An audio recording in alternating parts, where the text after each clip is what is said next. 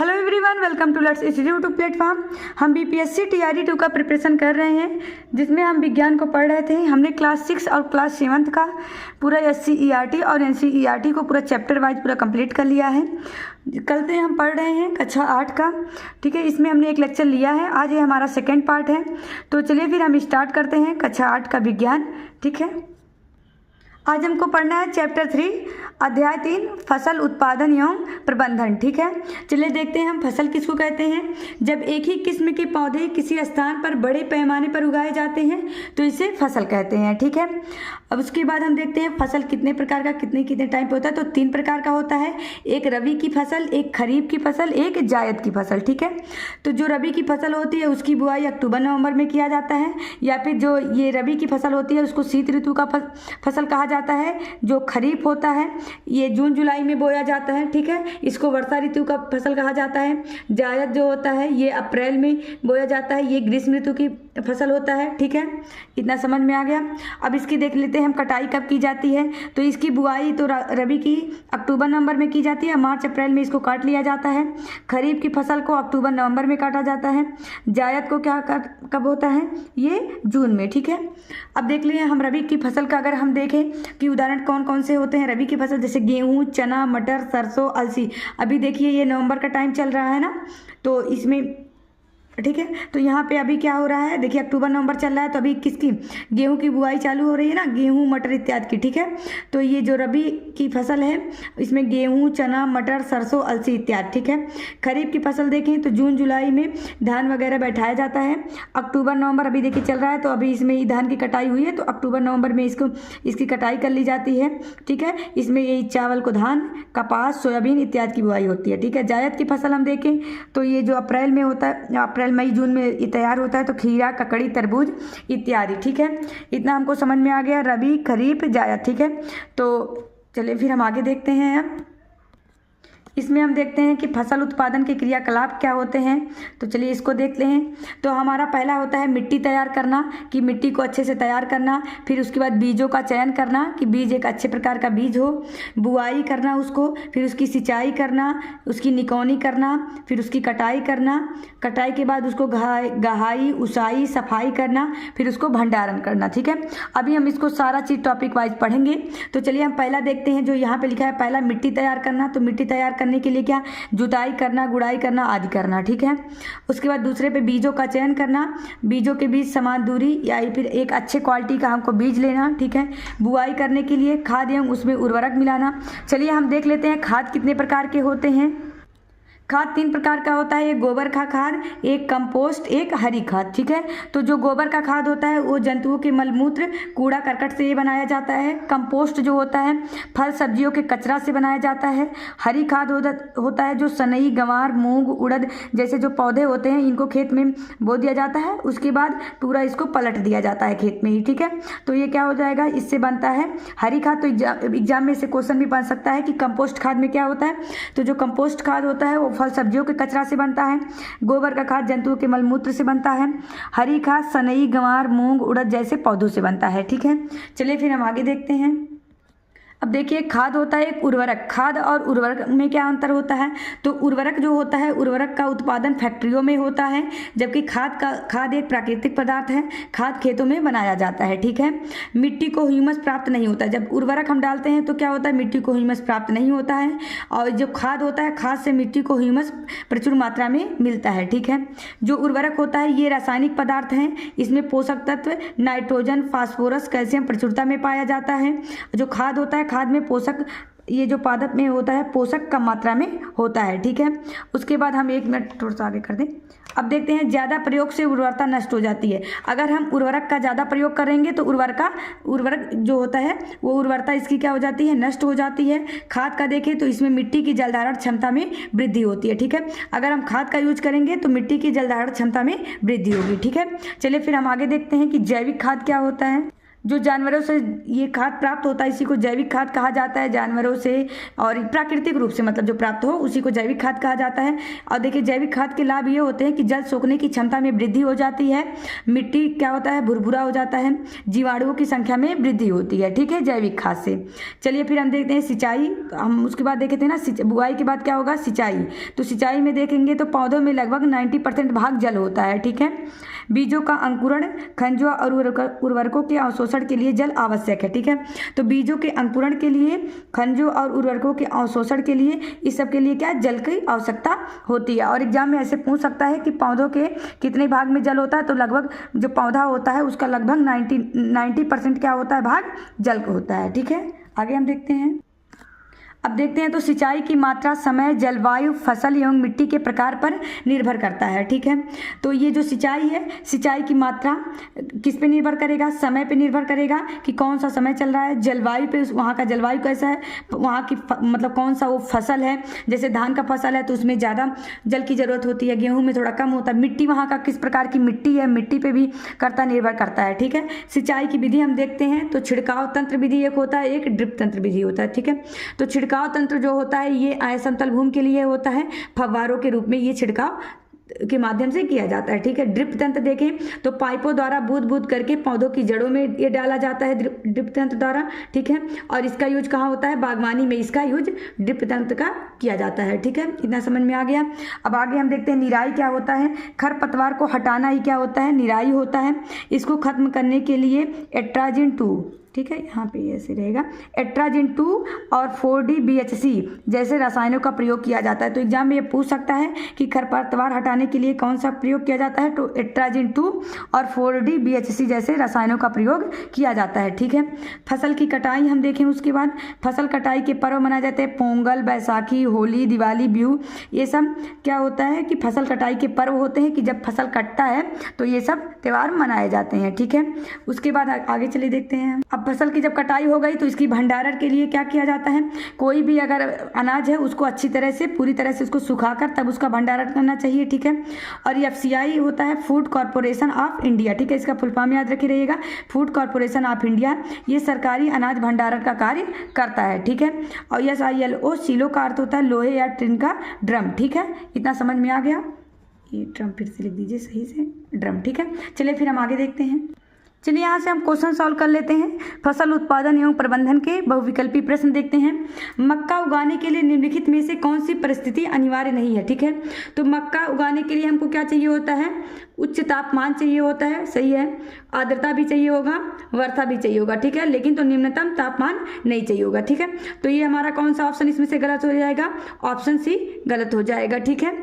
चलिए फिर हम आगे देखते हैं। अदरक के प्रवर्धन में आमतौर से किसे उपयोग किया जाता है, बीज को, जड़ को, तना को, पत्ती को, ठीक है। तो अदरक हम बताए थे, अदरक क्या होता है, एक प्रकार का तना होता है, ठीक है। और इसके प्रवर्धन में हम किसका यूज करते हैं, तना या प्रकंद का यूज करते हैं, ठीक है। तो ऑप्शन बी सही है, ठीक है। फिर अगला क्वेश्चन हम देखते हैं, 1 मिनट थोड़ा आगे कर दें, 1 मिनट। अगला हमारा क्वेश्चन है, जैव खाद के संदर्भ में निम्नलिखित में से कौन सा कथन सही नहीं है, ठीक है। यह मृदा की जलधारिता क्षमता को बढ़ा देती है। जैविक खाद हमने बताया था ना कि क्या करता है, यह मृदा की जलधारिता क्षमता को बढ़ा देता है, ठीक है। तो हमारा ऑप्शन ए सही है। इसमें सभी पादप पोषक संतुलित मात्रा में होते हैं, नहीं, इसमें हमने बताया था कि इसमें सभी जो पादप पोषक होते हैं ये कम मात्रा में होते हैं, ठीक है। तो ये गलत हो गया। यह मृदा को ह्यूमस प्रदान करता है, ठीक है। तो ये एकदम अच्छी मात्रा में क्या करता है, ह्यूमस प्रदान करता है, तो ठीक है। तो ये भी हमारा क्या हो जाएगा, सही हो जाएगा। ये मृदा की बनावट बेहतर हो जाती है, ठीक है, इससे। तो अभी हमने बताया था कि इससे मृदा की बनावट बेहतर हो जाती है, यह मृदा को ह्यूमस प्रदान करता है, इससे मृदा की जलधारिता क्षमता बढ़ जाती है। लेकिन तो क्या इसमें सभी पादप पोषक संतुलित मात्रा में होते हैं, नहीं होते, ठीक है। तो हमारा ऑप्शन भी गलत है, ठीक है। चलिए फिर अगला क्वेश्चन देखते हैं। अनाज में भूसी या चोकर को अलग करने की प्रक्रिया के लिए प्रयोग किया जाने वाला शब्द है छानना, थ्रेसिंग, फटकना और क्या है, हाथ से चुनना, ठीक है। तो इसमें हमारा क्या हो जाएगा कि अनाज से भूसी अगर हमको अलग करना है तो उसको अनाज से भूसी हम कैसे अलग करते हैं, फटक कर अलग करते हैं, ठीक है। तो हमारा एक कौन सा सही हो जाएगा, चौथे का सी, ठीक है। अगला क्वेश्चन हम देखते हैं। यहाँ से हम फिर क्वेश्चन देखते हैं। नीचे दिए गए कथनों को पढ़िए। बीजों के अंकुरण के लिए आर्द्रता की आवश्यकता होती है, ठीक है। दूसरा हमारा ऑप्शन क्या है, पौधे पोषकों का अवशोषण अधिकांश घुली हुई अवस्था में करते हैं। सिंचाई करने में फसलें पाले और उष्णवायु प्रवाहों से बची रहती हैं। सिंचाई करने से मृदा बनावट बेहतर हो जाती है। ठीक है, तो इसमें से हमको कौन कौन सा देखते हैं, हमको देखिए क्या लिखा है, कथने के उस समुच्चय को चुनिए जिसमें संकेत मिलता है कि फसलों को सिंचाई की क्यों आवश्यकता होती है। ठीक, तो हमको ये देखना है कि फसलों को सिंचाई की आवश्यकता क्यों होती है। तो इसको हम देखने के लिए देखते हैं, तो हमारा बीजों के अंकुरण के लिए आर्द्रता की आवश्यकता होती है। ठीक है, तो हमने बताया था कि हम सिंचाई क्यों आवश्यक है, क्योंकि बीजों के अंकुरण के लिए आर्द्रता की आवश्यकता होती है। ठीक है, तो हमारा ऑप्शन ए सही है। ठीक है, पौधे पोषकों का अवशोषण अधिकांश घुली हुई अवस्था में करते हैं, तो ये भी हमारा सही है। ठीक है, सिंचाई करने से फसलें पाले और उस वायु प्रवाहों से बची रहती हैं। तो इसमें हम देखते हैं, तो हमारा पहला और दूसरा ऑप्शन सही है। ठीक है, तो बीजों के अंकुरण के लिए आर्द्रता की आवश्यकता होती है और पौधे पोषकों का अवशोषण अधिकांश घुली हुई अवस्था में करते हैं। ठीक है, चलिए फिर हम अगला क्वेश्चन देखते हैं। हमारा छठवां क्वेश्चन है, खेत में से खरपतवार निकालने के लिए किसान निम्नलिखित में से कौन सा औजार उपयोग करता है। फावड़ा का, हल का, कुल्हाड़ी का, कल्टीवेटर का। ठीक है, तो इसमें से कौन सा यूज करता है। तो खेत में से अगर खरपतवार निकालना है तो वो किसका यूज करेगा, फावड़ा का यूज करेगा। ठीक है, हल तो जोतने के लिए किया जाता है, कल्टीवेटर का भी यूज जोतने के लिए किया जाता है, कुल्हाड़ी का तो यूज काटने के लिए कोई चीज़ किया जाता है, तो किसका यूज किया जाएगा, फावड़ा का। ठीक है, अगला क्वेश्चन देखते हैं, 7वां नंबर, उर्वरकों के संदर्भ में कौन सी बात सही नहीं है। ठीक है, उर्वरक जो होते हैं ये क्या करते हैं, ये उपज को बढ़ा देते हैं। ठीक है, उसके बाद देखते हैं, इनके अत्यधिक प्रयोग करने से मृदा में पोषकों का संतुलन बिगड़ जाता है, ये भी सही है। आमतौर से ये कम मात्रा में उपयोग किए जाते हैं, ये पर्यावरण हितैषी होते हैं। ठीक है, तो जो उर्वरक होता है यह पर्यावरण हितैषी नहीं होता, तो हमारा कौन सा ऑप्शन गलत हो जाएगा, 7वां का डी हमारा गलत है। ठीक है, चलिए फिर हम 8वां क्वेश्चन देखते हैं। अब 8वां क्वेश्चन हमारा, फसल पर खरपतवार के दुष्प्रभाव के बारे में नीचे कुछ कथन दिए गए हैं।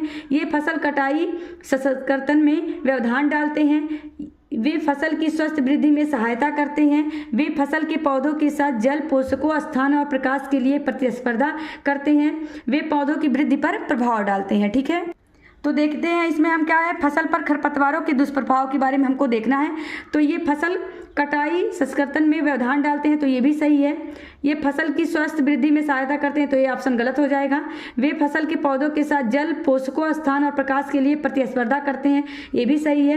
वे पौधों की वृद्धि पर प्रभाव डालते हैं, ये भी सही है। तो इसमें से हमारा कौन सा, ये फसल की सहायता इसमें क्या वृद्धि करेंगे। ठीक है, ये उसमें रोकते हैं। ठीक है, तो हमारा कौन सा ऑप्शन सही हो जाएगा, 8वां का पहला, तीसरा, चौथा। ठीक है, ये इसके दुष्प्रभाव हैं फसल पर खरपतवार, ये क्या है, खरपतवारों का। ठीक है, तो पहला, तीसरा, चौथा सही है, दूसरा गलत हो जाएगा। ठीक है, चलिए फिर हम अगला क्वेश्चन देखते हैं। इसमें हम देखें तो क्या है, मृदा को ढीला करने और उलट पलट करने की प्रक्रिया कहलाती है सिंचाई और खाद देना, खुदाई करना और विनोइंग करना, जुताई और हल चलाना, कटाई और भंडारण करना। ठीक है, तो हमारा क्या, मृदा को ढीला करके उलट पलट करना ही क्या कहलाता है, जुताई और हल चलाना ही होता है। ठीक है, तो ऑप्शन कौन सा, 9 का कौन सा सही हो जाएगा, सी। हमारे देश में मानसून का मौसम कौन से महीने में आता है। ठीक है, मानसून का मौसम किस महीने में आता है, इसको हम देखते हैं। तो हमारा अप्रैल से लेकर दिसंबर तक, जून से लेकर सितंबर तक, नवंबर से लेकर मार्च तक, जनवरी से लेकर मई तक। ठीक है, तो मानसून का मौसम अर्थात बारिश कब आता है, तो ये हमारा जून का जो 2nd वीक होता है उसी से लेकर सितंबर तक ही रहता है, तो हमारा ऑप्शन बी सही हो जाएगा, जून से लेकर सितंबर तक। ठीक है, ये क्वेश्चन हम देखते हैं, सिंचाई के उस तरीके को क्या कहा जाता है जिसमें पानी के पौधों की जड़ों के समीप बूंद बूंद कर डाला जाता है। ठीक है, अभी हमने बताया है इसको, तो इसको कहा जाता है ड्रिप विधि कहा जाता है, क्योंकि ड्रिप विधि के द्वारा क्या होता है, पाइप के द्वारा जल को क्या करता है, बूंद बूंद करके जो जड़ होता है उसके समीप ही उसको बूंद बूंद करके डाला जाता है पानी को। ठीक है, और इसको ड्रिप विधि कहा जाता है। ये बागवानी के लिए, बागवानी जो फसल की जाती है उसके लिए ये बहुत जरूरी होता है। ठीक है, तो ये ड्रिप विधि होता है। ठीक है, यहाँ से हमारा फसल उत्पादन प्रबंधन का ये क्वेश्चन खत्म हुआ। चलिए कुछ क्वेश्चन हम और देख लेते हैं। चलिए फिर यहाँ से हम क्वेश्चन देख लेते हैं। धान की फसल है, कौन सी फसल, रबी का होता है, जायद का होता है, खरीफ का होता है, कैयुक है, दोनों। ठीक है, तो हम देखते हैं धान की फसल हमारा कैसा फसल होता है। तो धान की फसल कब, जून जुलाई में बोया जाता है ये, और अक्टूबर नवंबर में इसको काटा जाता है। ठीक है, तो धान कौन सा फसल हो जाएगा, खरीफ की फसल, ऑप्शन बी हमारा सही हो जाएगा। चना की फसल अगर हम देखते हैं तो ये अक्टूबर नवंबर में इसकी बुआई की जाती है और कटाई इसकी मार्च अप्रैल में की जाती है। ठीक है, तो ये चना क्या हो जाएगा, ये रबी की फसल हो जाएगी। ठीक है, तो हमारा चना की फसल कैसी फसल है? रबी की फसल है। उर्वरक है, कार्बनिक पदार्थ होता है, अकार्बनिक लवण होता है, क या ख दोनों। तो उर्वरक क्या होता है? एक कार्बनिक पदार्थ होता है। ठीक है, खरपतवार हटाने को कहते हैं जुताई, सिंचाई, निराई, कटाई। ठीक है, तो खरपतवार हटाने को क्या कहा जाता है? निराई कहा जाता है। ठीक है, तो हमारा ऑप्शन कौन सा सही हो जाएगा? ग। ठीक है, चलिए आगे देखते हैं हम। यहाँ से क्वेश्चन हम देखते हैं, तो खरपतवार हटाने को तो हमने देख लिए। अनाज का भंडारण किया जाता है जूट के बोरों में, धातु के पत्रों में, कोठियों में, एफसीआई गोदामों में, उपयुक्त सभी। तो देखिए जूट के बोरों में भी लगभग में ये जो किया जाता है अनाज का भंडारण, तो ये एफसीआई गोदामों में किया जाता है। ठीक है, लेकिन तो ये धातु के पत्रों में भी, जूट के बोरों में भी, कोठियों में भी, अतः उपयुक्त सभी सही है। लेकिन तो जो अगर सरकारी गोदाम देखें तो एफसीआई गोदामों में किया जाता है। ठीक है, इतना समझ में आ गया। चलिए हम अगला चैप्टर अब देखते हैं। यहाँ से हम देखते हैं अध्याय 4, कपड़े तरह तरह के रेशे, तरह तरह के। ठीक है, प्राकृतिक रेशे हम बताए थे, कपास, ऊन, रेशम, ये सब क्या कैसे होते हैं? रेशे होते हैं, ये सब प्राकृतिक रेशे होते हैं। संश्लेषित रेशे अथवा मानव निर्मित रेशे किसको कहा जाता है? जो मानव द्वारा बनाया जाता है। ठीक है, रेयान, नाइलान, पॉलिस्टर और एक्रिलिक। ठीक है, ये सब कैसे होते हैं? संश्लेषित अथवा इसको मानव निर्मित कहा जाता है। ठीक है, और प्राकृतिक रेशा कपास, ऊन, जो प्राकृतिक चीजों से प्राप्त हो, जैसे जो जीव जंतुओं से प्राप्त होता है। ठीक है, उसको प्राकृतिक रेशे कहा जाता है। जो हमको फिर हम रासायनिक प्रक्रम द्वारा जिसको बनाते हैं उसको संश्लेषित अथवा मानव निर्मित रेशे कहा जाता है। ठीक है, ये सब हम कक्षा 6 और कक्षा 7 की दोनों क्लास में हम पढ़े थे। यहाँ से हमको देखना है आगे। रेशमी वस्त्र क्या होता है?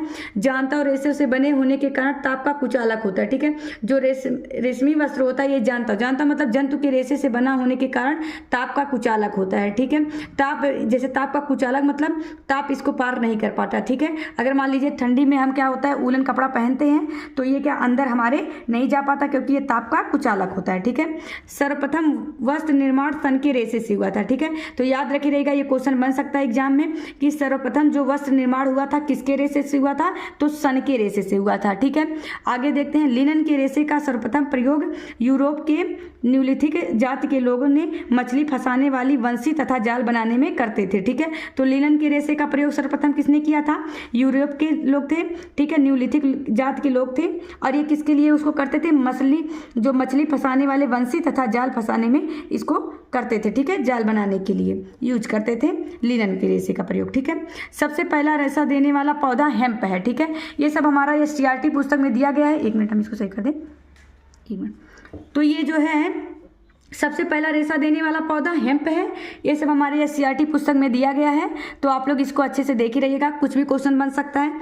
हेम्प की खेती सर्वप्रथम दक्षिण पूर्व एशिया में शुरू हुआ था और 4500 ईसा पूर्व 4500 बीसी चीन में ही इसका शुरुआत हो गया था। ठीक है, हेम्प की खेती करना। ठीक है, तो सबसे पहला रेशा देने वाला पौधा हेम्प है। हेम्प की खेती सर्वप्रथम चीन में हुई थी। ठीक है, भारत में कपास की खेती जो शुरू हुई 4000 ईसा पूर्व हुआ था।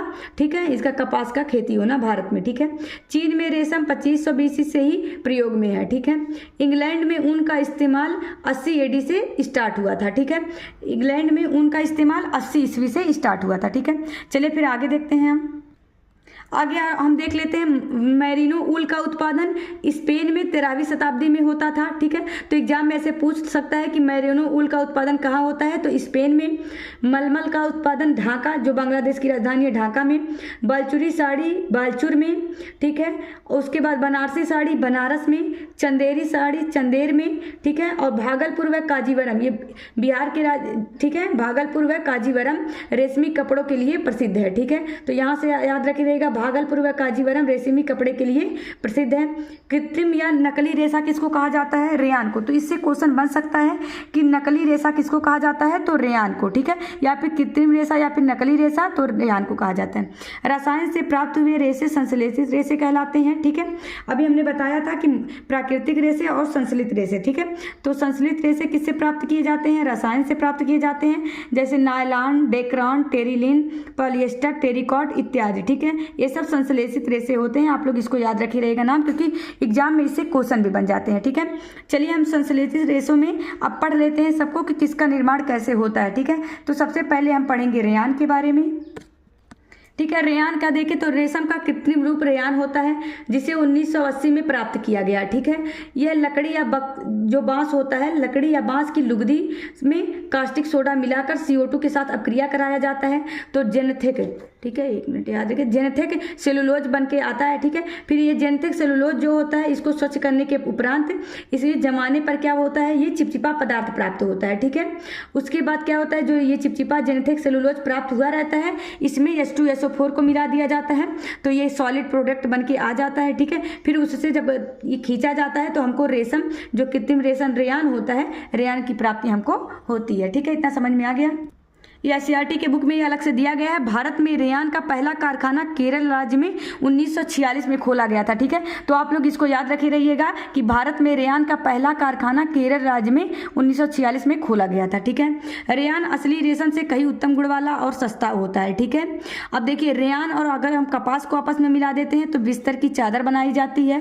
रेयान और ऊन को आपस में मिलाते हैं तो कालीन या गलीच बनाया जाता है। ठीक है, तो ये भी याद रखे रहिएगा। नायलॉन के बारे में हम देखते हैं। नायलॉन पूर्णतः संश्लेषित रेशा है, तो एग्जाम में ऐसे पूछ सकता है कि ऐसा कौन सा होता है जो पूर्णतः संश्लेषित रेशा है, तो ये नायलॉन होता है। ठीक है, इसका निर्माण कोयला, जल और वायु से किया जाता है। ये मजबूत, लचीला और हल्का होता है। ठीक है, पैराशूट व चट्टान चढ़ने वाले रस्से में इसका प्रयोग नायलॉन का किया जाता है। ठीक है, तो यहाँ से हमको नायलॉन भी समझ में आ गया। चलिए हम पॉलिएस्टर को देखते हैं। पॉलिएस्टर के बाद हम देखते हैं तो ये भी एक संश्लेषित रेशा होता है। ठीक है, जैसे ये टेरिलॉन भी इसी का है। ठीक है, उत्पत्ति इसका सेकेंड वर्ल्ड वॉर में इसका पॉलिएस्टर का उत्पत्ति हुआ था।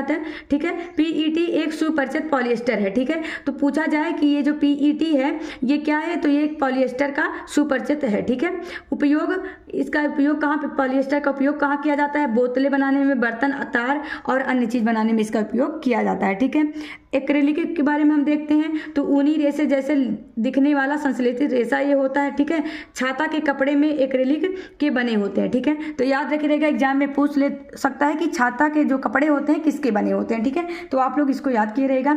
चलिए फिर हम अगला देखते हैं, रेशों की पहचान कैसे की जाती है। ठीक है, तो जो सूती वस्त्र जल्दी से, ये क्या होता है, सूती वस्त्र जल्दी से पीली लौ के साथ जलते हैं।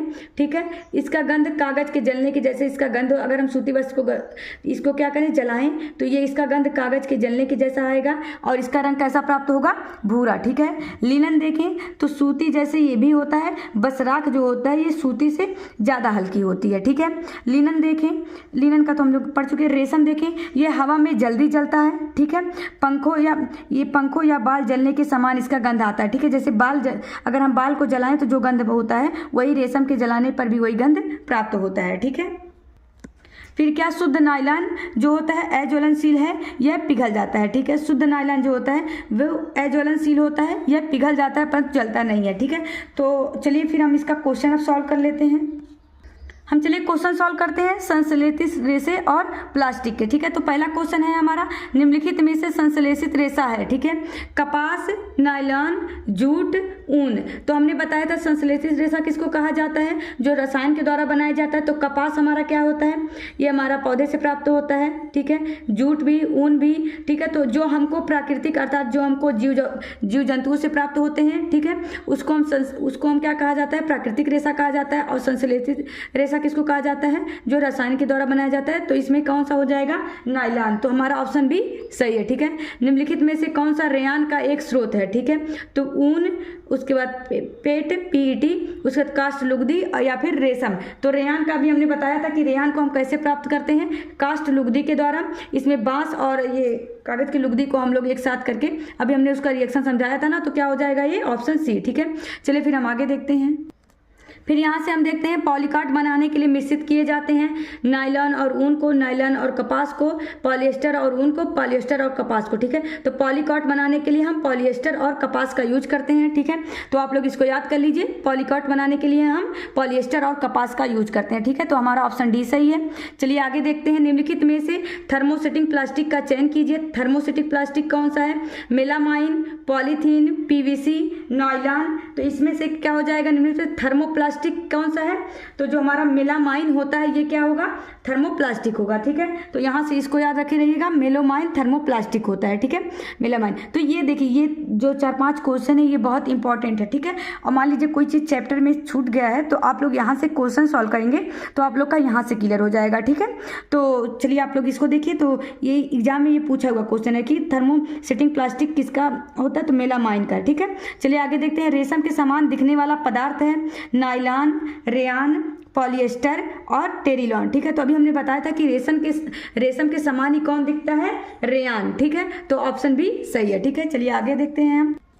छठवां क्वेश्चन हमारा है, खाना बनाने के बर्तनों के हत्थे तैयार करने का सबसे उपयुक्त पदार्थ है पॉलीथीन का, पीवीसी का, नायलॉन का और बैकलाइट का, ठीक है। तो इसमें हम देखेंगे तो बैकलाइट इसके लिए सबसे उपयुक्त पदार्थ कौन सा है, बैकलाइट, ठीक है। ये इस चैप्टर का इंपॉर्टेंट बहुत ज़्यादा क्वेश्चन है, तो आप लोग इसको अच्छे से रिवीजन कर लीजिएगा, ठीक है।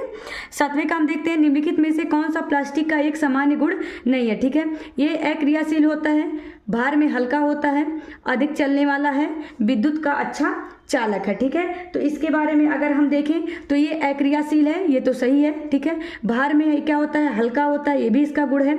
अधिक चलने वाला है, ये भी इसका गुण है। ले तो इसका विद्युत का अच्छा चालक, तो ये जो होता है सात्विक अगर हम देखें तो हमारा डी हो जाएगा, क्योंकि ये विद्युत का अच्छा चालक नहीं होता है, ठीक है। चलिए फिर आगे देखते हैं क्वेश्चन। यहाँ से दिया है हमारा 8वां क्वेश्चन, कॉलम ए को कॉलम बी से मिलाने के लिए दिया गया है। इसको हम देखते हैं तो नायलॉन जो होता है ये क्या, नायलॉन एक प्रकार का रेशा होता है, ठीक है। तो हम यहाँ से याद करिए, नायलॉन एक प्रकार का रेशा है, तो पहले का तीसरा, पहले का दूसरा, पहले का दूसरा, पहले का तीसरा, तो इन दोनों में से ये दोनों ऑप्शन तो ऐसे ही गलत हो गए, तो पहले का तीसरे में से। अब आगे देखते हैं, पीवीसी क्या है, ये थर्मोप्लास्टिक होता है, ठीक है। पीवीसी थर्मोप्लास्टिक होता है, तो दूसरे का पहला किस में है, तो दूसरे का पहला देखिए इसमें, तो ऑप्शन बी हमारा सही हो जाएगा। यहाँ से समझ लीजिए, नायलॉन जो होता है ये एक प्रकार का रेशा होता है, ठीक है। पीवीसी होता है थर्मोप्लास्टिक होता है, बैकलाइट जो होता है थर्मोसेटिंग प्लास्टिक होता है, ठीक है। तो bakelite thermosetting plastic, PVC thermoplastic और नायलॉन एक रेशा होता है, ठीक है। चलिए फिर हम आगे देखते हैं। यहाँ से देखिए 9वां क्वेश्चन, निम्नलिखित में से कौन सा संश्लेषित पदार्थों का समूह है, ठीक है। नायलॉन तो ये भी संश्लेषित है, टेरिलीन ये भी संश्लेषित है, लेकिन तो ऊन क्या है, संश्लेषित नहीं है, तो ये ऑप्शन गलत हो जाएगा। कपास ये क्या होता है, ये प्राकृतिक होता है। पॉलीकाट और रेयान तो ये क्या होते हैं, संश्लेषित होते हैं, ठीक है। तो ये भी ऑप्शन गलत हो जाएगा, क्योंकि इसमें कपास दे दिया गया है। पीवीसी, पॉलीथीन और बैकलाइट, तो अभी हमने इसके बारे में पढ़ा, तो पीवीसी, ठीक है, ये थर्मोप्लास्टिक होता है, ठीक है, और ये बैकलाइट थर्मोसेटिंग प्लास्टिक होता है, और पॉलीथीन तो ये सब क्या हो गया, एक संश्लेषित पदार्थ है, तो हमारा ऑप्शन सी सही लग रहा है। फिर आगे देख लेते हैं, एक्रिलिक ये भी क्या होता है, संश्लेषित पदार्थ होता है। रेशम भी होता है, ठीक है, लेकिन तो रेशम और ऊन किससे प्राप्त होते हैं, ये सब हमारा नहीं है, तो ये सब प्राकृतिक होता है, तो हमारा ऑप्शन कौन सा सही हो जाएगा, ऑप्शन सी। संश्लेषित पदार्थों का समूह कौन सा है, पीवीसी, पॉलीथीन और बैकलाइट, ठीक है, तो ऑप्शन सी सही है। पदार्थ जो सामान्यतः रसोई घर में काम आने वाले जार बनाने के काम आते हैं, जो क्या रसोई घर में जो हम काम आने वाले बताते हैं, तो अभी हमने इसके बारे में भी बताया था आप लोग को, पीवीसी, एक्रिलिक, टेफ्लॉन और पेट जो होता है। तो पीईटी का यूज ही किसके लिए किया जाता है, रसोई घर में काम आने वाले जो जार बनाए जाते हैं, तो उसमें पेट का ही यूज किया जाता है, ठीक है। तो हमारा ऑप्शन कौन सा हो जाएगा, 10वें का डी हो जाएगा, ठीक है। यहाँ से हमारा ये चैप्टर खत्म होता है, और इससे जो इंपॉर्टेंट क्वेश्चन थे ये भी, ठीक है। यहाँ से चलिए हम देखते हैं अध्याय 5, बल से जोर आजमाइश, ठीक है। बल किसे कहते हैं, किसी वस्तु पर लगने वाला धक्का या खिंचाव जो होता है, या फिर उसी को आकर्षण कहा जाता है, उसको बल कहा जाता है, ठीक है। तो हमको समझ में आया, किसी वस्तु पर लगने वाले धक्के या खिंचाव या आकर्षण के कारण जो बल उत्पन्न होता है उसी को क्या कहा जाता है, जो खिंचाव उत्पन्न होता है उसी को बल कहा जाता है, ठीक है। बल जो होता है ये एक ऐसा प्रभाव है जो वस्तु की स्थिति या तो विराम में है या तो वह गति की स्थिति में, ठीक है। इसमें क्या हो जाता है, ये परिवर्तित हो जाता है। अगर विराम है तो गति की अवस्था में आ जाता है, गति में है तो वो विराम की अवस्था में आ जाता है, ठीक है, तथा उसकी दिशा भी बदल जाए तो यह क्या कहलाता है, बल कहलाता है, ठीक है। बल की अगर हम इकाई देखें तो न्यूटन होता है, ठीक है। बल का मात्रक देखें तो क्या होता है, केजी मीटर पर सेकेंड स्क्वायर होता है, ठीक है। और आगे देखते हैं, बल लगाने के लिए कम से कम 2 वस्तुओं में अंतःक्रिया होना आवश्यक होता है, ठीक है। अगर देखिए कोई चीज बल लगाया जा रहा है, अगर बल एक ही दिशा में लगाया जा रहा है तो दोनों बल अगर मान लीजिए 2 लोग बल ए है और बी है, ठीक है, और ये दोनों एक ही दिशा में बल लगा रहे हैं, तो इन दोनों का बल क्या हो जाएगा, ए प्लस बी। अगर टोटल हम बल इसमें जोड़े कि कितना बल उस पर लग रहा है, तो ए प्लस बी दोनों जुड़ जाएगा, अगर एक ही दिशा में लगाया जा रहा है, ठीक है। अगर 2 बल क्या हो रहा है, विपरीत दिशा में है, तो बल का मान दोनों के अंतर के बराबर होता है, ठीक है। मान लीजिए कोई ए है, मान लीजिए ए है, ये बी है, ठीक है, दोनों एक दूसरे की तरफ अगर लगा रहे हैं, ठीक है, विपरीत दिशा में, देखिए ये इधर लगा रहा है, ये इधर लगा रहा है, ठीक है, दोनों विपरीत दिशा में लग रहे हैं, तो इनका अगर हम बल का मान पूछे तो दोनों के अंतर के बराबर होगा, ठीक है। समझ में आ गया इतना। चलिए फिर हम आगे देखते हैं। बल है एक सदिश राशि होता है, ठीक है। बल लगाकर किसी वस्तु की आकृति बदली जा सकती है। हम बल के प्रकार देखें तो बल दो प्रकार का होता है, एक संपर्क बल, एक असंपर्क बल, ठीक है। संपर्क बल क्या होता है, अब देखिए संपर्क बल में दो प्रकार के होते हैं, पेशीय बल और घर्षण बल जो होता है ये संपर्क बल होते हैं। असंपर्क बल देखें तो गुरुत्वाकर्षण बल और चुंबकीय प्रभाव ये दोनों क्या होते हैं, ये असंपर्क बल होते हैं, ठीक है। अब चलिए हम फिर देखते हैं आगे कि पेशीय बल क्या होता है। पेशीय बल मांसपेशियों की क्रिया स्वरूप लगने वाला बल है, जैसे बाल्टी का उठाना, बोझा ढोना आदि, ठीक है। अब देखिए बाल्टी का उठाना, इसको हम हाथ से पकड़ेंगे अर्थात जो बल लग रहा है उसके हम संपर्क में है, ठीक है। बोझा अगर हम ढो रहे हैं तो बोझा अपने सर पे रखेंगे तो ये भी क्या है हमारे साथ संपर्क में है, तो ये भी संपर्क बल के अंदर आएगा, ठीक है। तो इस वजह से जो पेशीय बल और जो घर्षण बल होता है इसको संपर्क बल कहा जाता है, ठीक है। अर्थात जिसके जो क्रिया कर रहा होता है तथा जिस पर कार्य किया जा रहा होता है वो दोनों आपस में क्या होते हैं, संपर्क में होते हैं, इस वजह से इसको संपर्क बल कहा जाता है, ठीक है। तो पेशीय बल समझ में आ गया।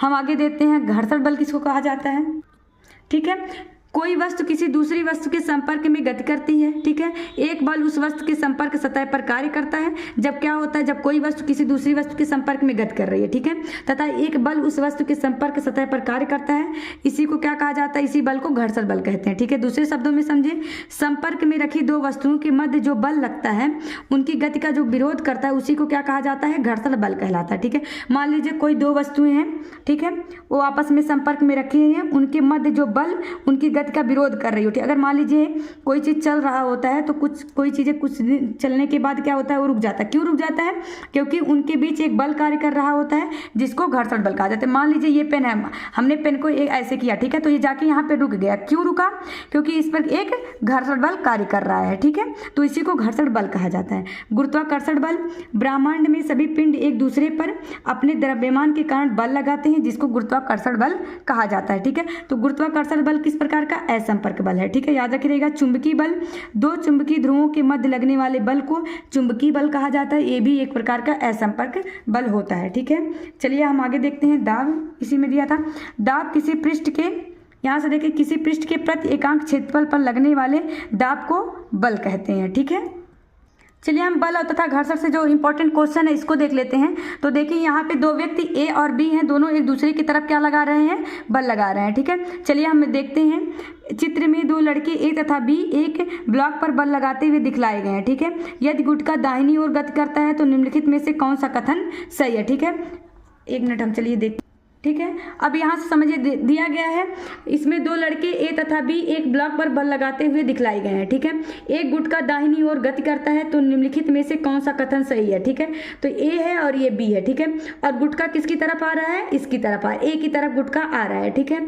अब चलिए गुटका दाहिनी ओर का मतलब देखिए, अगर इधर जा रहा होता है तो ये बायां साइड होता है, इधर आ रहा है तो ये दाहिना साइड है, ठीक है। तो चलिए समझ, ए द्वारा लगाए गए बल का परिमाण जो होता है बी की अपेक्षा अधिक है, ठीक है। तो ऑप्शन ए सही होगा। क्यों सही होगा, क्योंकि अगर ए द्वारा जो लगाया गया परिमाण है, एक मिनट, ठीक है, तो क्या अब इसमें बताएगा दाहिनी ओर गति कर रहा है, अर्थात गुटका किधर जा रहा है, इधर जा रहा है, ठीक है। अर्थात क्या है, ए द्वारा लगाए गए बल का जो परिमाण है बी की अपेक्षा अधिक है, ठीक है। तो इसमें ऑप्शन ए सही है, क्योंकि देखिए इधर ये किधर जा रहा है, एक इधर की तरफ जा रहा है, अर्थात ये दाहिनी दिशा में जा रहा है, दाहिनी दिशा में बढ़ रहा है। अगर इधर बढ़ रहा होता तो किस दिशा में बढ़ता, बाही दिशा में बढ़ता, ठीक है। तो हमारा ऑप्शन ए सही है, ठीक है। ये समझ लीजिए, जिसका बल अधिक होगा वह दूसरे की अपेक्षा दूसरे तरफ वो ढकेल देगा, ठीक है। चलिए हम दूसरा क्वेश्चन देखते हैं। इसमें देखते हैं, शुष्क मौसम में कंघी करते समय कभी कभी हम बालों के एक दूसरे से दूर उड़ने का अनुभव होता है। इसके लिए उत्तरदायी बल है गुरुत्व बल, स्थिर वैद्युत बल, घर्षण बल, चुंबकीय बल। तो इसके लिए क्या होता है, ये स्थिर जो वैद्युत बल होता है यही इसके लिए उत्तरदायी बल होता है, ठीक है। चलिए अगला क्वेश्चन हम देखते हैं। अगला क्वेश्चन है हमारा, एक मिनट, ठीक है। दो वस्तुएं एक दूसरे को प्रतिकर्षित करती हैं, यह प्रतिकर्षण हो सकता है केवल घर्षण बल द्वारा, केवल स्थिर वैद्युत बल द्वारा, केवल चुंबकीय बल द्वारा, चुंबकीय बल या स्थिर वैद्युत बल द्वारा, ठीक है। इसको देखते हैं। तो इसमें दिया गया है दो वस्तुएं एक दूसरे को प्रतिकर्षित करती हैं, ठीक है। अगर उसमें क्या है, चुंबकीय बल है या फिर स्थिर वैद्युत बल है, तो दोनों के द्वारा क्या करती हैं, एक दूसरे को ये प्रतिकर्षित करती हैं, ठीक है। तो इसमें ऑप्शन डी सही होगा। निम्नलिखित बलों में से कौन सा बल संपर्क बल है, ठीक है।